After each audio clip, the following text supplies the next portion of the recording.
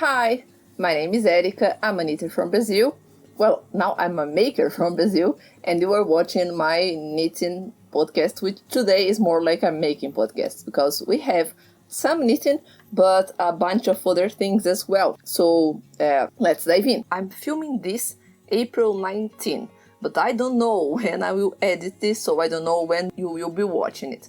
I decided to film today because I had already prepped myself to showcase my dress, which I finished yesterday at Instagram. So I decided why not to just stop here and film something to talk to you because I have been missing you. Well, today we have 3 knitted finished objects, 2 whips. I have a lot of other whips ongoing, but we're just not going to touch on them today, and a few acquisitions. Some vintage gifts and some vintage shopping. So let's go. First of all, sorry for holding my mic. I know some people have a pet peeve with that, but you can see that the clipping part broke, so I have to hold it. I think since we're very scattered today, let's start by what I'm wearing, which is my Eglantine dress. I finally finished it. Let me stand up to show you.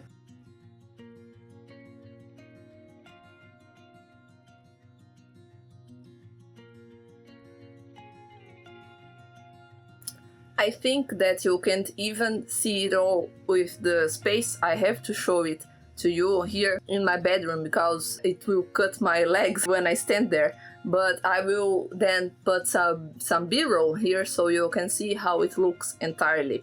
It turned out much longer than I planned it because my intention was to make it just under the knee and I planned accordingly. However, the roll gauge in the Well, first of all, I did not gauge swatch for this project, as you know. I just picked 4mm needles and cast on because my thinking was I didn't mind if it turned larger at the hem since we start bottom up, right? And if I got a very swirly hem, I wouldn't mind. I would just adapt my decreases to shape it to my hips as it pleased me. However, I didn't account for the weight. The stitch gauge, it worked perfectly. You can see I have a dress that fits me very well. It's not so similar to the sample because the sample has another gauge, 22.5mm in 10 centimeters, or just 22 or 23, and mine is 20. So it's way open, and let's then just talk about it. Yes, it's see-through. If I want to wear it out, I will have to wear a slip dress underneath or a bodycon, something like that,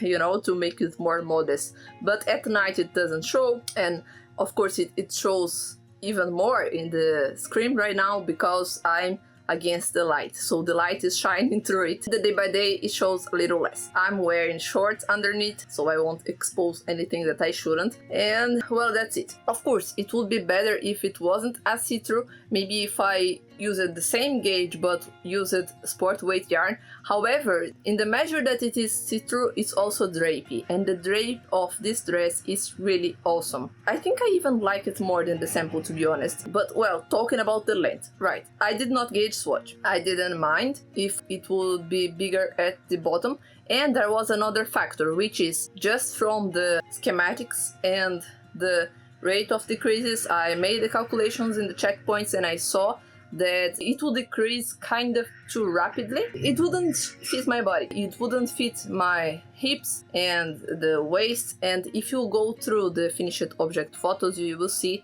that regardless of the size, many of the finished projects end up being body hugging while the sample is not at the hips. Maybe because many knitters have larger hips than what the designer accounted for, probably. And also, the pattern doesn't give you a number of rows to work on. Fable knitwear nearly always works with centimeter increments, which I prefer, by the way. I'm not complaining.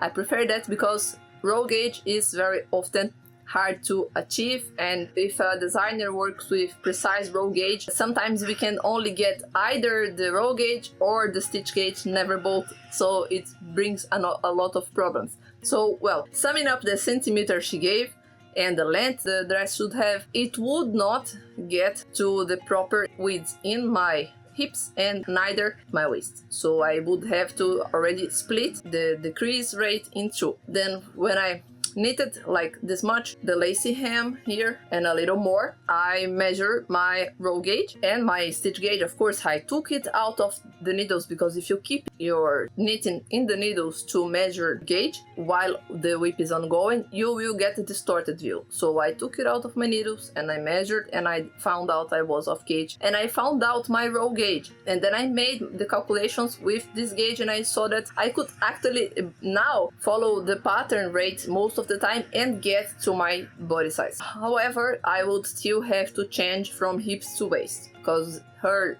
decrease rate is the same. You follow from the hem to the waist at the same decrease. It wouldn't work for me, so I did that. However, when I was knitting, I knitted a lot. The weight of the fabric, since it's cotton, it pulled the roll gauge further and further, and then there was more space between my decreases than I initially had calculated. So when I was about the waist, I had to try it on and calculate it again and see how much I needed to knit. I saw that I already had most of what I wanted of the length, maybe more even, and I didn't want too much, although I'm happy that it turned out so long. But then I recalculated, and the last decreases before my waist were made very rapidly. You can see in the body it doesn't show because it's knitting, it stretches, it accommodates to your body, so it's fine. And then the pattern doesn't have increases for the bust, and I saw that some people who knitted it added it, and I found that I had to add to. I tried it on again and again, and I also didn't have to increase as much as I initially calculated. I don't know if my gauge changed in the upper part, because I changed to knitting flat much earlier than the pattern says. I will show you the video here, maybe some pictures to show that since it was going to be a fitted dress, I decided to prolong its life, cotton stretches, blah blah blah. I would leave an opening and sew a zipper there. I tried a couple times, like 3 times I think. At first I watched a lot of tutorials about placing a zipper in knitwear, and if you don't sew, I should add a little explanation. There are 2 types of fabrics, basically. Knitted fabric, which is ours, it stretches. Knitted by its nature, it stretches. Even if you're not using a stretchy fiber, like this one is viscose, it's not stretchy, but it still stretches, you see? Because of the way knitting is constructed.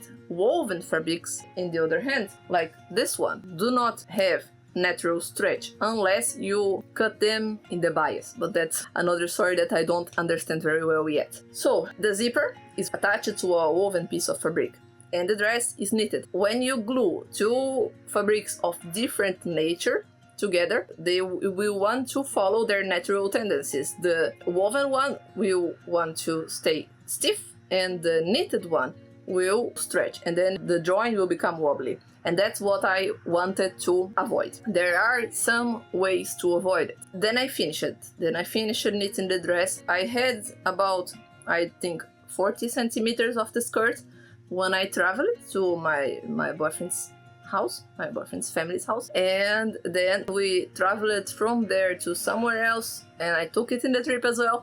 So by the moment I got back home, I had like this much to knit in the bodice and just the straps, and finish it. So I knitted it kind of quickly. The first moments with this dress, it was my waiting room knitting, so it moved slowly, and then I would only knit in it rarely, but then it just grew like very rapidly, very quickly, and then the last bit was also quick, and then I blocked it and let it sit, waiting for the damned zipper. This was my biggest challenge. I followed a tutorial that said block it and leave it some days to rest, so your fabric will get to its actual shape, because sometimes things shrink back a little bit. So I did that, and I placed it in a flat space, and I placed my zipper carefully on it, and I basted it. Well, at first, to see how much I needed to knit back, I had already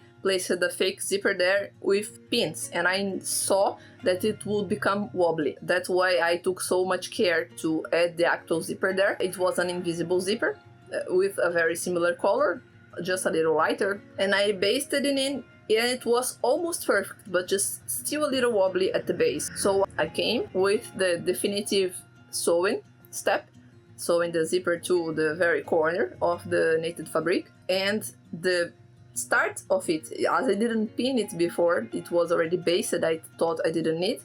The start of it, the top of it was like that. It was clearly uneven. So I knew that I had done something wrong. I didn't even try it out. And I removed the zipper, the basting, and I placed 2 strips of this grosgrain ribbon here. Unhappily, the grosgrain ribbon I wasn't able to get in a proper color this time. The best I could get was deep blue, which was this color here. I didn't have petroleum blue. Okay, I have basted the grosgrain ribbon, then I sewn the grosgrain ribbon to the edge of the fabric, then I placed the zipper on top of it, and I basted the zipper on top of the other things because I added the grosgrain ribbon to stabilize the knitting fabric. I provided a base which was also woven to which I could sew the zipper. And I have sewn everything. When I closed the zipper, since I had cut the top of it, because they tell you to buy a longer zipper than you need, then you will trim it. But I apparently forgot to close somehow the top of it so that my zipper wouldn't just go away. And when I closed it, shoo, I lost my zipper. And I tried for like half an hour to put back the cursor, right? I managed to place one side back, but the other one wasn't going in for nothing. And then I said, no, enough is enough, let me close it with master stitch. So I took it all out and I closed the hole with master stitch, because I knew that I could get the dress on just by dressing it from the bottom, but the zipper was to prolong its life, preventing it from stretching it, and someday it won't come back, you know, by the nature of cotton. But I decided I don't care. I didn't care anymore. It wasn't worth more stress. So yesterday I finished it officially, and after doing that I wove in the few ends here, and I have added this grosgrain ribbon to the straps to prevent them from stretching, as I did for my crochet granny square dress. If you watch me for a while, you know that I intended to mend it in February, but I did not. So I did it this month. Apart from trying to finish this, I wasn't able to dedicate time to my knitting projects because they were all in places that required thought, and I couldn't give thought to it because I had work to do. I was studying and a little bit for some work related kinda test, and I also was busy sewing. So I mended it, and it's there now. Well, since that dress I have learned to reinforce my straps. If they are going to hold a heavy fabric, reinforce them, give them some help, you know. This time I did not sew the entire thing as I did with my crochet strap. You can see it's like I just sewn this side, the other side, and a little stitch at the top here and here, and it was enough. Probably because I already wanted this to be ready after all. But I love it. I really love the dress, and this is one part of my Make 9. I don't think I talked about my Make 9 here yet, but I planned it someday at March, I believe, and I posted it over at Instagram. These are my intentions. It has sewing, crochet, and knitting. A pair of 1940s pants, then a cabled sweater, then I forgot the sequence, but I know I want a poet blouse, a pirate blouse. I wanted to knit an entire dress. I wanted to embroider this motif in something that I will show you today. And I wanted a crochet outfit, the crochet outfit and the sewn blouse underneath from the 80s. I forgot the rest, but there are 9 things that I wanted to do this year. Maybe I think work on my goggle collection, which is also something I will show you today. Let me show you then the other things today, because if not, I will just keep talking about the dress. I love it. Just 10-10, follow the pattern. You may need to adapt it a little bit to your body, depending on the body size. I don't know how many sizes it ranges, but it's so simple, not hard at all to adapt if you need that. And I love the trick with the hem. You don't have like a ribbon here, you have a lacy hem, And this is so smart because you start with pearls and then you proceed slowly to the knitting, and then it keeps your hem flat. Very smart. This also smart because it's seed stitch. Here it's seed stitch, and all the contour here also to make it flat, you know. Her designs are very smart. Some things you think, oh, why is it there? They have a purpose. They're just not embellishments. And well, basically, other than that, it's stockinette. If you wanted a knitted dress, this is an easy one. Okay, let me then talk about my other knitted finished objects, because they are something that is a little old. In my last video, you already got a sneak peek of it, because I had finished them in March.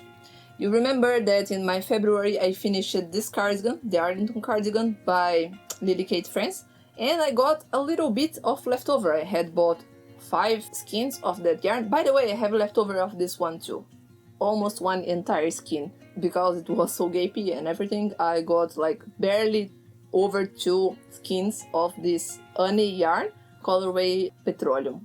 I love this color. By the way, I'm in a petroleum blue phase. You will see some of it today. And well, I made this. This was one of the patterns that I have swatched for in my last video, the Darrowby Vest. It's by Squidney Knits, Sydney Roseback, and it's based on a vest the main character from All Creatures Great and Small wears in the show. So a 1940s design.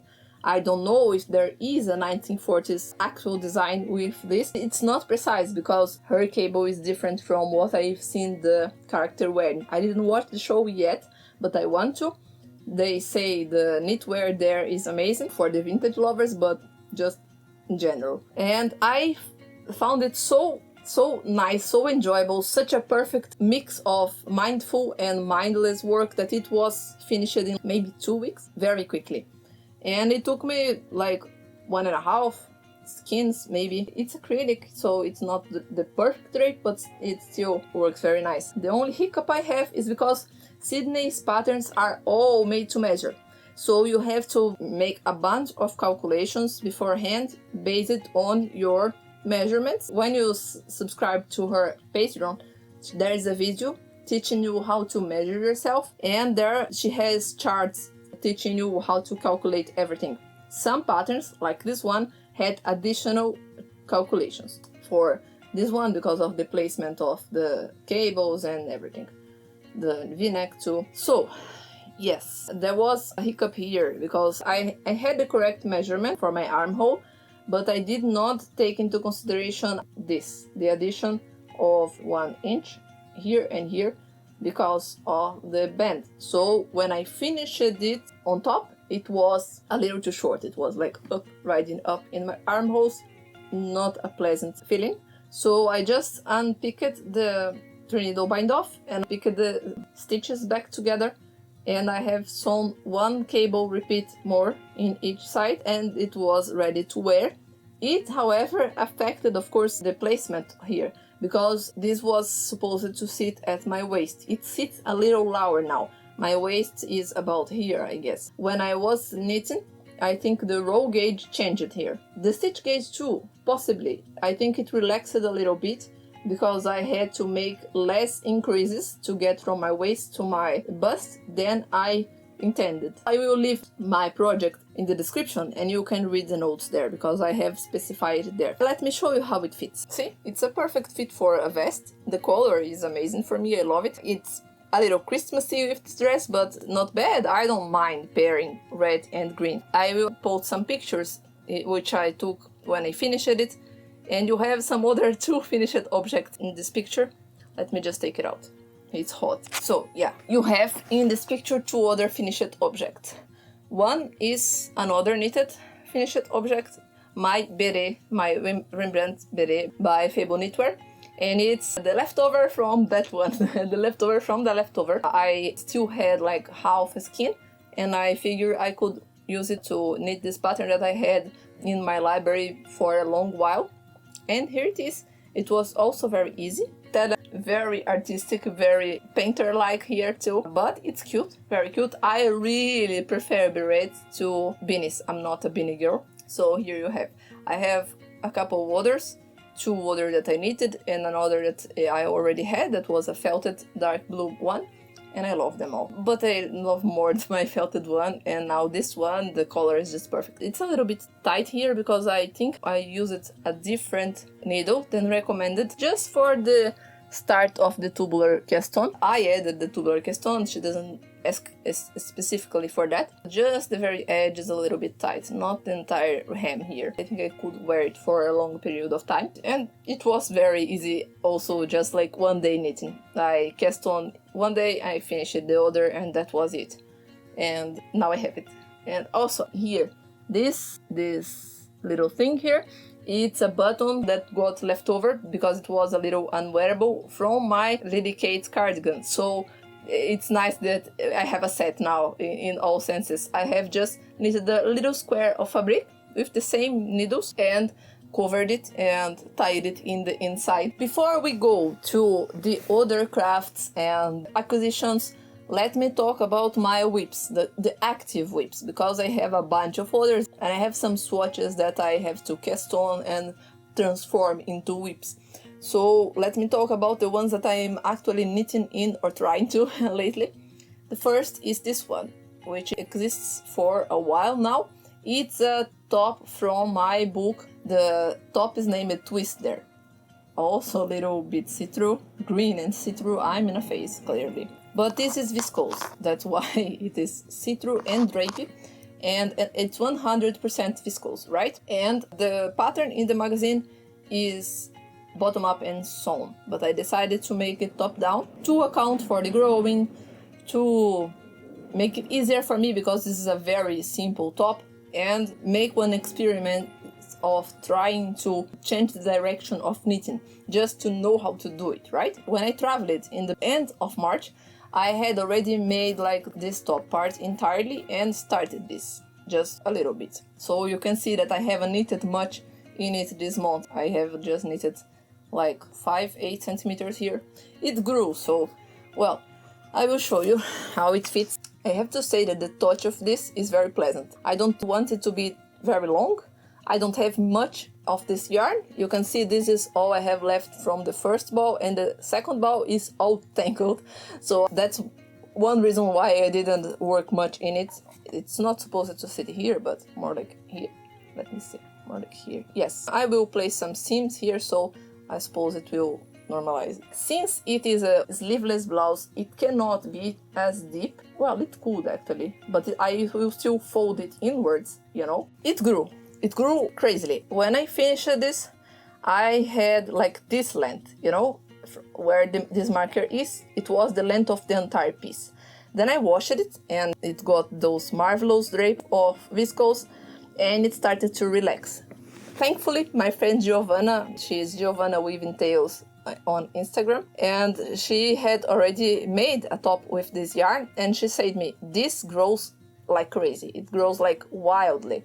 So I will advise you to wear your whip after you block it for an entire day to see how much it grows. I did not wear it, but I left it resting and laying around 1 day, 2 days, and you can see that she was right. It grew like, I think this is 6 centimeters maybe. So this was my armhole. My armhole was supposed to be here. You can see that it matches the one in the dress. It matches my pillar tank and other store-bought things that I have. For cardigans, this all changes. Sleeved blouses, it changes. But here, for this kind of top, it has to be there unless it will show my bra and everything. Not elegant. So I will have to undo this much. I'm not looking forward to undo a work with this yarn because I will have to secure the stitches here first.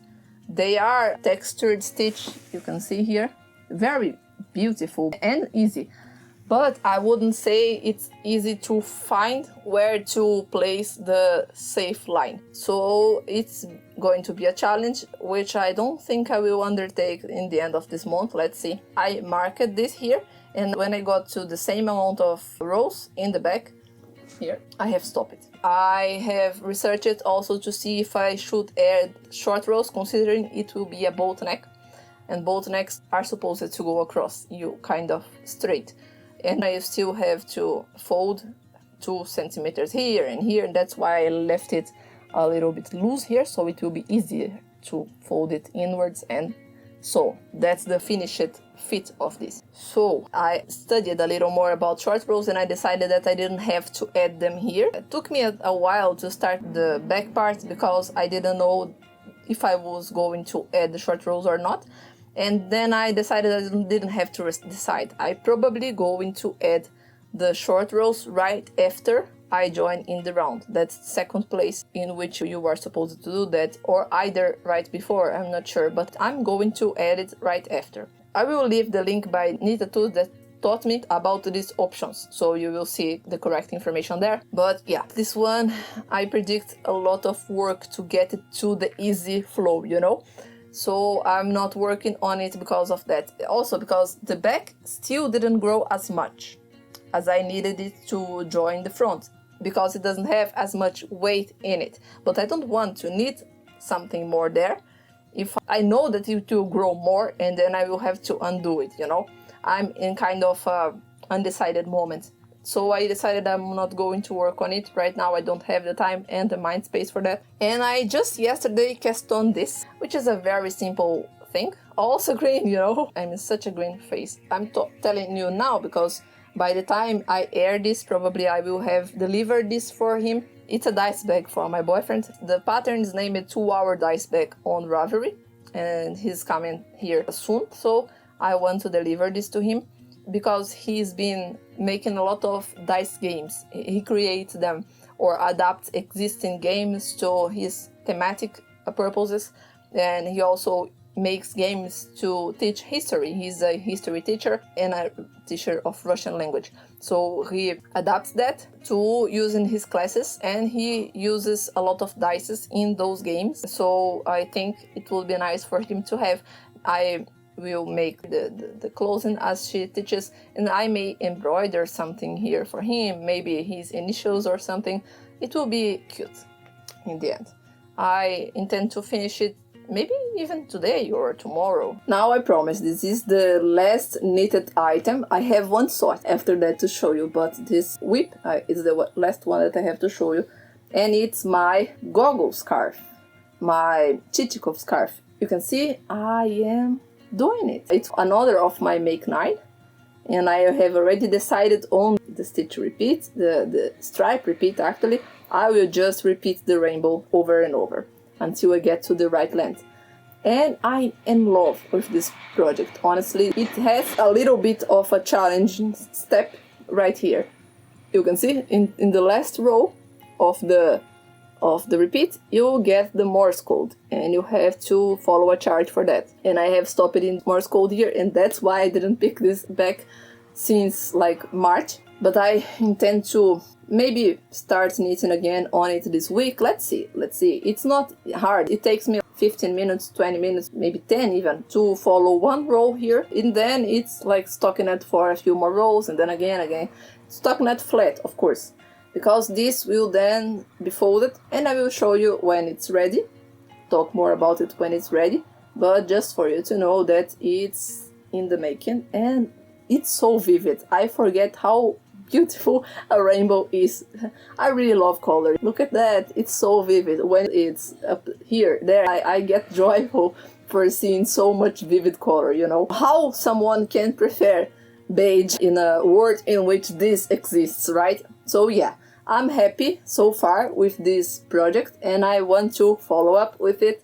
But that's enough about whips for today. I have a lot of others I won't mention. I hope to slowly get to them in the rest of this year. But as you know, my goal for this year was to knit a little less so I could do the other things, which is life stuff and other crafts, and that's exactly what I'm doing, so I can't complain, life stuff and other crafts. But it's strange not to knit so much. Let's go to the acquisitions before I talk about the sewing. So if you are just a knitter and you don't want to see the sewing content, you just skip the end of the video. The books I will just show you, and I won't talk much about the inside of them because I may make other videos about that. You know how talkative I get when I talk about vintage books. Then let's start by them.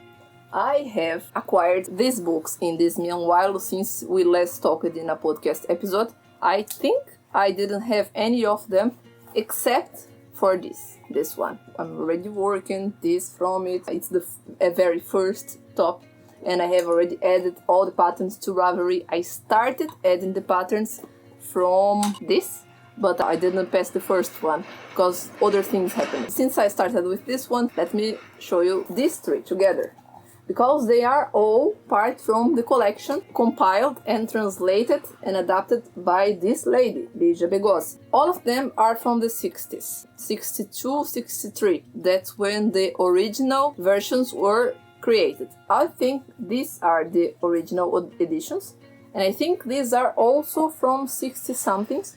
This is already 1974, I think, re-edition of the same book. But they did not change the styles. It's funny because the fashions by then were no longer this, but they did not change. They just republished the same patterns. So these are both from strictly the 60s. I had bought one of these that was from this reprint. She has other books about children's clothes, sewing, a lot of other crafts, men's clothes, but these are the three that interested me. Because they are about women's clothes, they have a little bit of men's clothes as well. I still don't have children, and even so I already have a lot of vintage patterns for children. So when I have little babies, I hope to, I will already have enough vintage patterns to knit for them. Well, regardless, these two, 60s. And they are very interesting. All of them have translated patterns. Do I know where they are from? No, they don't tell. They tell that they are from this and that magazine, but not the issue. They were translated with authorization, they mention that. But they are from British magazines like Woman's Own, Woman, and other things. Let me see. This one doesn't tell, but the others mention. Let me see. Mother, Woman, Woman's Own, Woman's Realm, I think. Something like that. With the help of Ravelry's Pattern Detectives group, I have found a couple of them, and I have already added them also to the original English sources. So if you like the pattern, you can maybe find the pattern in English somewhere. The pictures are exactly from these places. How much the instructions themselves correspond to the originals, I don't know. At least they give gauge. They give some measurements like sleeve length, bust circumference, not much the rest. But you can calculate from there. It's already much more than they give in this, which is 1947. And yeah, I really like them. I will leave some shorts that I made about these books below, so you can check them before I make proper videos about them. You can also see some posts in my Instagram, either in my feed and also in highlight named BVPD, which means Brazilian Vintage Pattern of the Day. Near the end, I have some stories in which I showcase these books, at least this one and the other. This is a knitting for the chic, elegant woman and knitting with thread for summer. There is one man pattern and the others are all for women. Like, it's very basic. Many of them you can very much knit today, like this. And I think this one has a little bit of crochet as well. The other does not. And okay, this, which I already mentioned, is from 1947 and it's core Brazilian. The patterns are by this lady, another Ligia M, I don't know what this stands for, probably Maria, known in Brazil, de Oliveira. Also a very typical Brazilian last name. This one I made a short flipping through it. I will leave it in the cards. You will see the entire book there. But there are a lot of men's vests here, a few children's outfits like this, and she has also big pictures of the stitches, which is useful considering it's not the most clear instructions. And then there are stuff for a woman here and here. Well, We will come back to this book when I talk about the yarn I got from a friend. And the last one is this one. It's Portuguese, originally published in Lisbon, I think, and it's quite different from most of my other books. Because my books are pattern books or stitch dictionaries, this one is mostly a knitting manual. It's named My Knitting Book, o meu livro de tricô.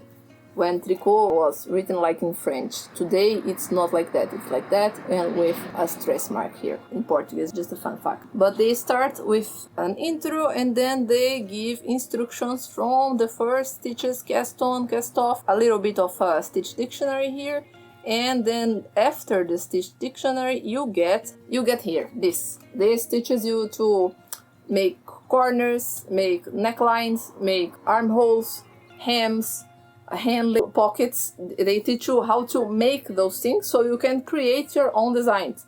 And there are just a few designs here, maybe like 10, most of them for baby and children, like this, and just 2 for women in the end. Yeah, this one. The book is from the 60s. They don't have a precise date, but it's from the 60s. However, this style is still very 50s, you can see.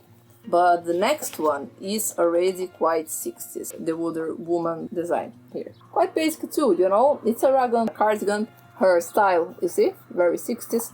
And yeah, that's a very useful book, I think. When I have the time to sit and read through it, I think I might find nice stuff. Well, let's go to my other acquisitions. Now we have a few more vintage items. Let's talk about this. This and this are some vintage, I don't know how old they are, probably not older than the 80s, most probably the 90s, but maybe the 80s even, because some of these don't even seem to be produced anymore. I got this from an old lady from my neighborhood. Had the funniest interaction. These are, I think, 4.5 millimeters, and these are 5 millimeters, and these are 4. These are similar to the ones that already exist today, so they are not old, but this I never saw before, so I figured they are discontinued and older. Those are 5.5 millimeters. She gave me a range from 3, this is 3, until 5.5, except the 3.5 that I had specifically asked for and she didn't find. I am using one of them to hold this. Oh, she got me one 3.5 here. I was at the doctor's office from my neighborhood and I was knitting, probably this dress. And she approached me and she asked me, how can I make a cardigan for a baby, a newborn? And do you have a pattern to recommend me? Do you have instructions to point me to? And I found some free patterns for her on Ravelry, mostly from drops, as she probably did not speak English, so I had to find patterns in Portuguese for her, send her via WhatsApp, and then I said I have some more at home. At home I can make a better research and send you some more, also from my magazines, because I know that sometimes older ladies, they don't like to knit from current patterns, they are more used to the way they would talk in the magazines. So I found my magazines and I sent her some patterns from there that were from that age. She probably learned how to knit. Because she said that she was having some difficulties because she didn't knit for a long while. She was a sewist and she made crochet and other crafts, but she did it back then, but for many years she did not. And now she was going to have a granddaughter or a grandson, and she wanted to give the mother of the baby a set. And she already had made little toque, but she was having trouble following tutorial for a little cardigan. So I helped her. I sent her the pattern. Then she asked me if I needed or wanted needles, knitting needles, because she had too many and she didn't know what to do with them. She wanted to donate some. And I said, oh, I would like needles. If you have especially metal needles from this to this size, I would love them. And that's when she gave me this. By that time, I was wanting to start to sew. And since the end of last year, with the help of my boyfriend, I was fixing my sewing machine. So I went to her house to pick the needles. And she lives really nearby, close to a baker here. So I asked if you want, I could come in an afternoon and I will teach you how to problem solve with the cardigan. And you teach me how to problem solve with my machine. Take a look at my machine and see if there is an error at the machine or the error is behind the machine, like user error, you know? And she tried my machine there, and she found out, yeah, it's indeed not working. It sews a little bit and stops, sews a little bit and stops. There is a defect here. So we tried to solve there. We didn't manage to do it, so I decided to send it to the fixing shop. And I had already changed one gear of it, so that's why it was sewing a little bit, but not always. And I sent it to the shop, the guy fixed it, and in my city they make free courses of crafts and arts and everything. So you can learn, for example, in different neighborhoods to play guitar, or to sing, or some dances, or painting, amigurumi, many things. And I found where they were going to teach sewing and dressmaking. And I started taking sewing classes this month. I got my machine fixed so I could work on it. I have to say that it already broke 2 times more since then. Once, I think I pressed the pedal too quickly, and a screw got loose there. He tightened the screw, but the other weekend something else happened that I wasn't able to fix, and I don't want to send it there anymore by now. But I have a smaller mini sewing machine that I use it to finish one of the projects I was making when the first problem happened. Anyways, I started taking sewing classes. They are in the Thursdays night, chunky period from like 6 to 9 p.m. In the first day, there was only me and another person, and the teacher could give me a lot of attention, and she gave me pockets to place, something to sew in a curve and straight and join stuff together, a lot of exercises. And in that weekend, I decided to make something that I already wanted to make for a while, and it's the Brigitte scarf by Tilly and the Buttons. I had this fabric scrap for a long while. I don't remember when I bought it. I had one scarf like that before, which was like a silk scarf with a very similar pattern, but I was tying my hair with it someday when I went out, and I think the wind blew it from my head and I didn't notice.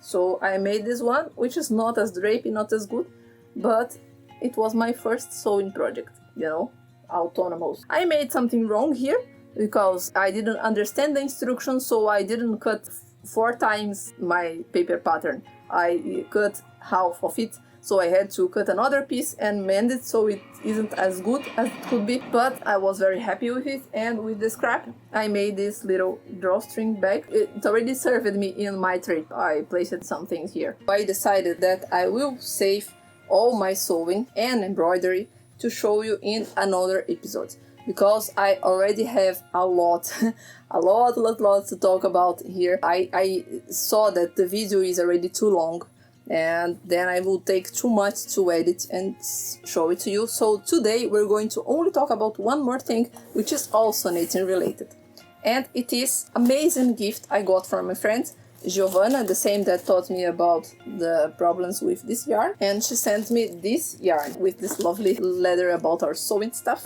which this yarn is Brazilian vintage wool. So nice, right? I didn't even think I could find this kind of thing around, but she had already bought it. She bought with her friend like a lot of this yarn. They split it, and then she wore for a lovely sweater. I think it's the Chameleon sweater by Atelier Castan. I will leave the link to her post about the sweater below. And this yarn, see, another petrol blue stuff things, just serendipity. And this is from the 80s in Brazil. It's from the state of Rio Grande do Sul. If you saw other podcasts, you might remember me talking about the handguns factories in which my grandma worked. These aren't from the handguns, but it's the same state, which is the southernmost state and the coldest state of Brazil. I live in the second southernmost, so that's also why I relate to knitting maybe a little more. Well, anyway, originally this factory came from Uruguay, which is even southern of Brazil.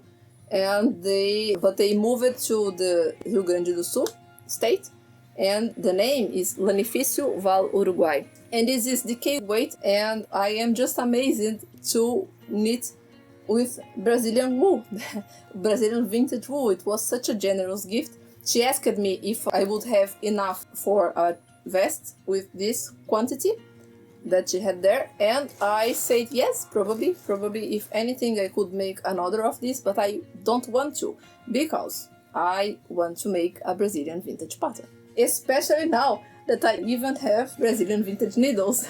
And I was actually using this to make a swatch for a vest here. Yeah, this is the right side, and the swatch is from one of my books, this one. So 1947 True Brazilian Patterns, Brazilian Needles from the city of Curitiba, and Brazilian Wool from Rio Grande do Sul.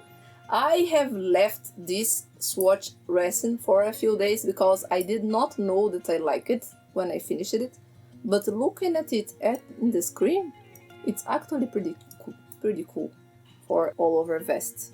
And I like honeycomb, but just facing it, it doesn't look as pleasant, I think. But when I look at the screen and I imagine it in an entire vest, I think I like it. I will show you the vest. This is the vest I have in mind. You see, that's when the woman's clothes start, about here. There are a lot of vests in this booklet, but they're mostly for men. I wouldn't object to make a men's vest in the last case, because the issue is exactly that this is decay.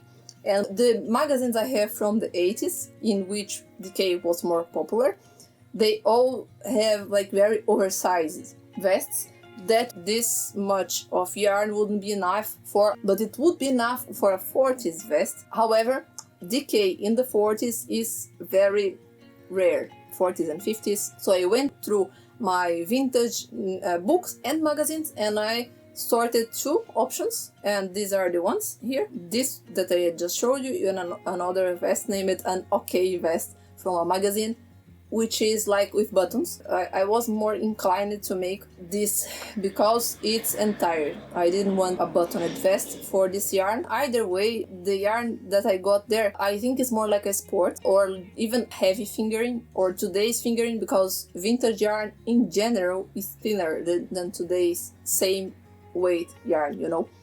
So I don't know. I think either way I would have to adjust. And this one, it's more like a blueprint, that vest. So if I'm going to have to adapt it anyway, I might as well go from the start just with the bare instructions from this one. Why is it a blueprint? Because they would use sewing patterns to create their knitting garments. This page is all that they have as an introduction to this book. And here they say, make a sewing pattern, because many people knew how to dressmake back then, women, you know, and knit to cover your sewing pattern, you know. And I won't make a sewing pattern for my vests. I think I will not. I might, since I now know how to make sewing patterns for myself. Not grading yet, but that's a story for another episode. I won't talk about them today because I think I already have like 2 hours of footage, and if I add all the sewing content, and there was a lot of sewing this month, I will never edit this video.